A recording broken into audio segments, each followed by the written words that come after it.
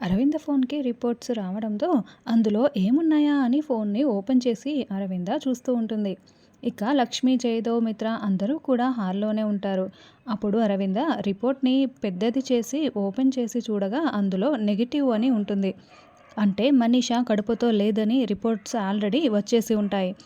దాంతో అరవింద చాలా చాలా షాకింగ్‌గా అంటే మనీష నిజంగానే కడుపుతో లేదా? లక్ష్మి చెప్పినట్లు మనీష అబద్ధం చెప్తోందా? మనీష నాటకాలాడుతోందా? అని అరవింద కోపంతో రగిలిపోతూ ఉంటుంది. కడుపుతో లేదనే వచ్చింది అని అరవింద చెప్పడంతో మిత్ర, లక్ష్మి చాలా సంతోషపడుతూ ఉంటారు. ఇక అరవింద మనీషపై కోపంతో రగిలిపోతూ మనీష, మనీష అని కేకలు పెడుతూ పిలవడంతో మనీష టెన్షన్ పడుతూ కిందకి వస్తుంది. నువ్వు నిజంగా కడుపుతో ఉన్నావా మనీష అని మళ్ళీ అరవింద అడుగుతూ ఉంటే అవునత్తయ్య అని మనీష చెప్తుంది. మరి ఇదేంటి ఈ రిపోర్ట్ చూస్తున్నావా అని తన మొబైల్లో ఉన్న ప్రెగ్నెన్సీ రిపోర్ట్ని అరవింద చూపిస్తూ ఉంటుంది. ఇందులో నెగిటివ్ అని వచ్చింది కదా, అంటే నువ్వు కడుపుతో లేవు, నువ్వు కడుపుతో ఉన్నానని చెప్పి అబద్ధం చెప్పావు.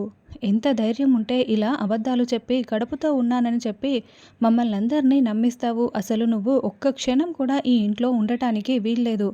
దీని వస్తువులన్నీ కూడా బయట పడేయండి. ముందు దీన్ని ఇంట్లో నుంచి బయటికి గెంటేయండి అని అరవింద చెప్తూ ఉంటుంది. లక్ష్మి చాలా సంతోషపడుతూ ఉంటుంది. నేను కడుపుతో ఉన్నాను అని చెప్పి అబద్ధం చెప్తావా అని మిత్ర చాలా కోపంతో రగిలిపోతూ మనీషా వైపు చూస్తూ ఉంటాడు. ఇక ఎప్పుడైతే అరవింద బయటికి గెంటేయమని చెప్తూ ఉంటుందో అప్పుడు మిత్ర కూడా చాలా సంతోషపడుతూ ఉంటాడు. నీకే చెప్తున్నది బయటికి వెళ్ళు అని అరవింద మనీషాని తిడుతూ ఉంటే ఇక మనీషా తలదించుకొని ఏడుస్తూ ఉంటుంది.